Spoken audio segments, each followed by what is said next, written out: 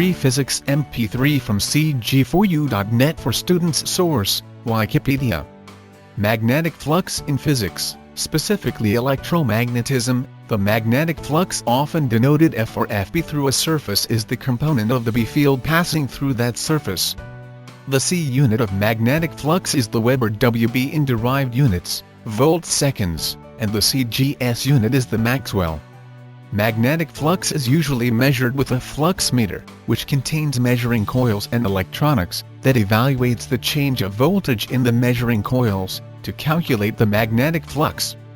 The magnetic interaction is described in terms of a vector field, where each point in space and time is associated with a vector, that determines what force a moving charge would experience at that point. See Lorentz force.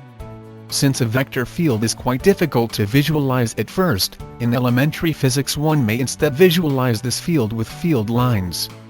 The magnetic flux through some surface, in this simplified picture, is proportional to the number of field lines passing through that surface. In some contexts, the flux may be defined to be precisely the number of field lines passing through that surface. Although technically misleading, this distinction is not important.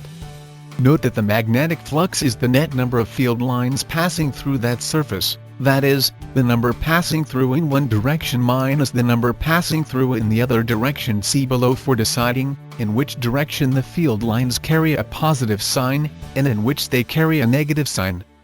In more advanced physics, the field line analogy is dropped, and the magnetic flux is properly defined as the component of the magnetic field passing through a surface.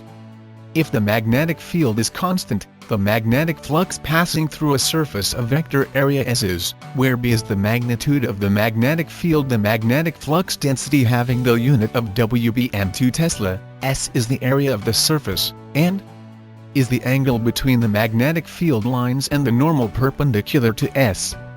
For a varying magnetic field, we first consider the magnetic flux through an infinitesimal area element ds, where we may consider the field to be constant. A generic surface, S, can then be broken into infinitesimal elements, and the total magnetic flux through the surface is then the surface integral from the definition of the magnetic vector potential A and the fundamental theorem of the curl. The magnetic flux may also be defined as, where the line integral is taken over the boundary of the surface S, which is denoted S.